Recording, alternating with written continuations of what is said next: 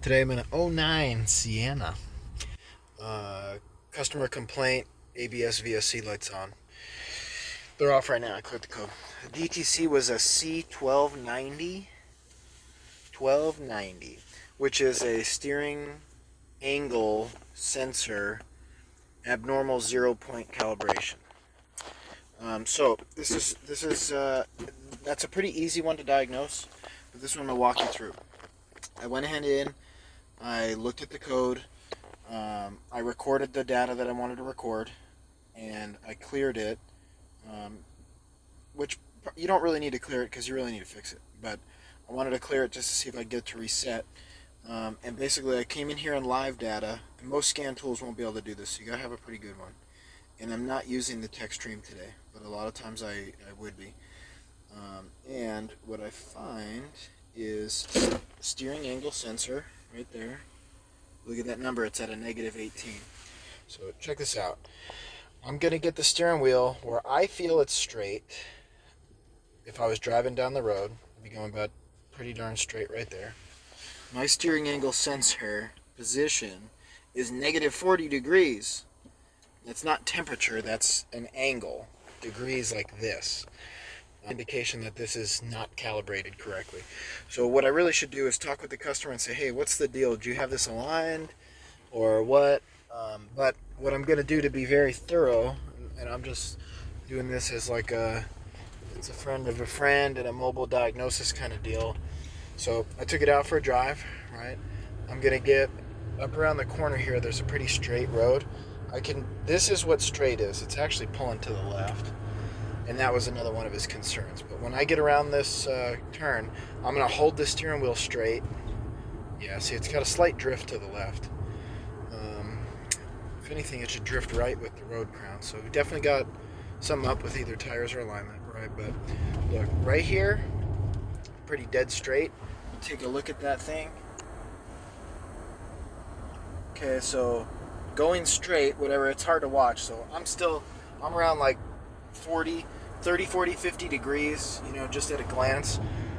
So it would help to be with two people, or what you could do is you could drive it and get a really good indication of where straight is. So like I'm just holding the wheel dead straight. Actually, it goes straight if I hold the steering wheel straight. So this calibration is way off. Okay, and the other thing I was concerned about, it had a stored code for vehicle speed. So I'm driving and I actually intended to graph these, but those are the 4-wheel speed sensors. And I didn't really see anything abnormal. And I'm a little unfamiliar with the scan tool. I borrowed this one from the school, and I would normally be working right off the text stream.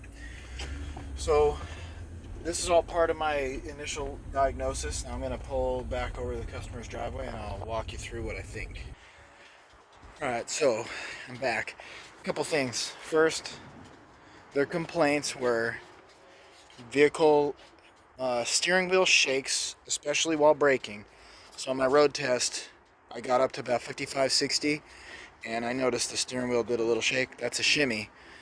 The first point of concern for that would be check the tires out. How do they feel? Right, so I run my hand over them. They feel decent. They're a little bit worn on the little bit of shoulder wear. Now that could be hard turning. It feels like it's got a minimal amount of toe wear, but not really a big alignment concern. But the tires are about 430 seconds. So what I would recommend if they were better is a road force balance, and that would hook this thing right up, I bet. But because they're pretty worn, that's not how I would steer this customer. And this is not a dealership customer. This is Mike. This is a friend of a friend. So he's going to take my advice. They know that I don't have any. I'm not going to rip them off. So I'm going to recommend 2 tires. Now I talked with the customer and they said, "Oh yeah, the tires are new," and these are not new, right? So being a more of a holistic technician, I'll look at the whole package. If I look right here, 11/19, so these tires were made in 2019, it's 2023, they're not new. Also, they're worn. So I look at the back and I realize she's a little confused. The rear tires are like brand new.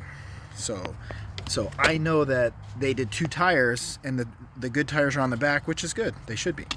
So I'm going to recommend 2 tires, especially because we're getting socked with rain next week. So I'm going to say, hey, I could do these tires, but you should probably go to a tire shop and get tires on there like within the next couple days, because we're coming into the rain. That should take care of the vibration. If it doesn't, then I'll take it and I'll road force balance it, because half these tire shops, they're not really that good at their job. I'm sorry to say. They'll just regular balance it, and that doesn't check the tire thoroughly, so I fix a lot of vibration problems with that. The next concern, they jump on the brakes and it does shake. It's got a brake pulsation. Well, that's simple. You probably already would know that's most likely rotors. So I'm not going to sit here and try to measure run out with a dial indicator. I look at the rotors. Those rotors are hammered. They're rusty, they're grooved, and they have a blue hue to them. Those rotors have been overheated. I can take a peek at the brake pad, and her brake pads are low. So what's going to fix that brake pulsation? New front brakes, pads and rotors. But to be thorough, check out the rear, and the rear don't really look great either. So the right thing to do would really be to measure these, but probably I'm looking at that pad, and that pad's probably 6, 7, 8 millimeters. So I'm probably gonna say, hey, it looks like the rear decent. If you want to do the rear, I'll give you a good deal. But the real root of the problem is the front, and that's just based on the road test. When I stopped, my butt wasn't hopping, my steering wheel was shaking. So that's a pretty good indication that's the front. This is not how I would do it if I was in the shop with the wheels off. I would perform measurements on this. And these are really easy, right? So I'm gonna write them up, I'll get them a price. But the more complicated one was that steering angle sensor. So that steering angle sensor being so far off, all that really is going to need is a recalibration, but that scan tool can't do it. Luckily, I have access to the full Toyota scan tool, the TechStream, so I can recalibrate that with the TechStream, which I don't have with me.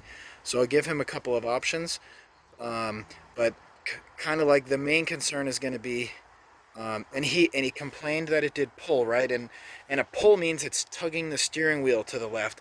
I don't really feel a pull, but if I let go of the wheel, it does tend to drift to the left. So I'll correct him a little and say, yeah, you have a drift. We could fix that with alignments, more than likely. But what could also cause that is if the tire pressures are low. Like if the left tire pressure is low and the right tire pressure is normal, it will pull to the left. So I could check the tire pressure. Probably what I'm going to do is have a little bit of a conversation, say, what do you want to do with the tires? If he gets the tires, we verify that the vibration's gone, and I'll give him a price for the brakes, I'll give him a price for the recalibration, and I'll give him an option for me to align it, but my alignment's going to be kind of expensive because I'd have to drive this to my job. Whereas a lot of times, if a tire shop is going to do 2 tires in an alignment, they might be able to actually do it cheaper than me. So that's the thorough diagnosis on this. I'm not real worried about the vehicle speed sensor because that code was history, and you saw I tracked all 4 wheel speed sensors and they all read on live data. So I'm not exactly sure what's going on with that one. I'll tell him that something happened. It's not happening now, so I wouldn't be real concerned about it. But I still want to mention it in the case that it comes back with an issue. I'd say, that was there. I didn't really address that one. So at least he'll be aware that there could be something, but I don't see something right now.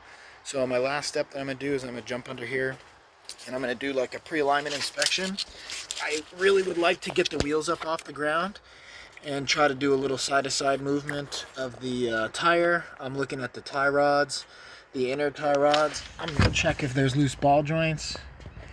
Right, it'd be unethical to sell an alignment if there's worn or loose or defective parts. And being that his steering angle was so far off, this had like a major corrective alignment and it was never calibrated. So like to have it be 40 degrees off, somebody would have had to really correct the toe substantially. So maybe this thing got a new tie rod end and it was just way off and they had to move it. It's hard to say. But I'm also looking for bent things bent tie rods, bent control arms, any signs of impact. Like right there, it's a little rusty, but it doesn't look like it was a hit. It looks like it was a leak. So I'm going to do a thorough inspection. Anything that's defective, I'll sell to him. Those tires you can see are a little checked and dry rotted anyway.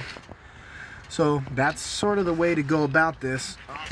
I could do a follow-up video on the steering angle, but I guess the main purpose of the video is, if you get that code, I forget the number, C1290 or something, you can look at the steering angle, and if the steering angle is not 0 degrees when you're straight ahead, it's something other than like 10, 20, 30 degrees, it's because it needs to be recalibrated to where the steering wheel's actual location is straight ahead.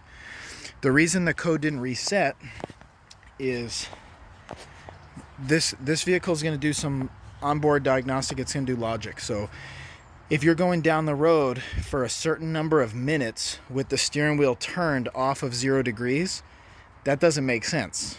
So if you're going slightly left for 5 minutes straight, there's something wrong with that road, or there's something wrong with that car, and it's not going to be the road, so it's the car.